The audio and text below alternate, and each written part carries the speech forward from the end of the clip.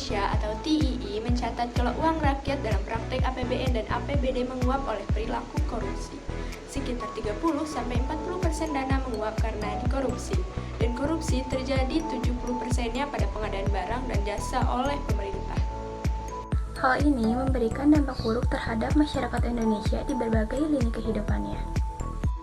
Mulai dari dampak ekonomi, sosial, birokrasi pemerintahan, politik dan demokrasi, pertahanan dan keamanan, penegakan hukum, dan juga bisa berdampak terhadap lingkungan hidup.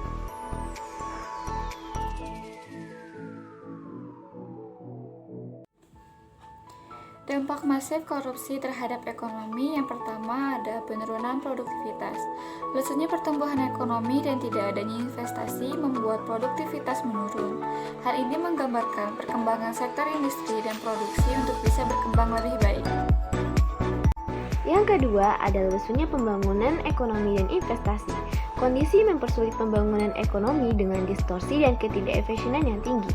Dalam sektor privat, korupsi meningkatkan ongkos niaga karena kerugian dari pembayaran ilegal, ongkos manajemen dalam negosiasi dengan pejabat yang korup, dan resiko pembatalan perjanjian atau karena penyelidikan.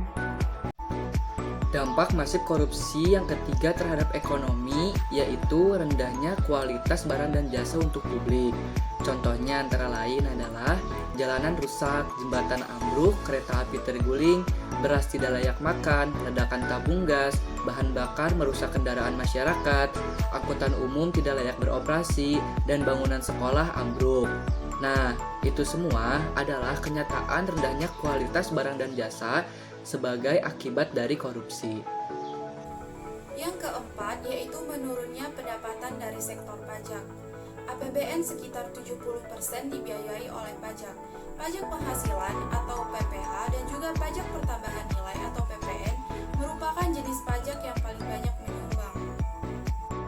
Penurunan pendapatan dari sektor pajak diperparah dengan kenyataan bahwa banyak sekali pegawai dan pejabat pajak yang bermain untuk mendapatkan keuntungan pribadi dan memperkaya diri.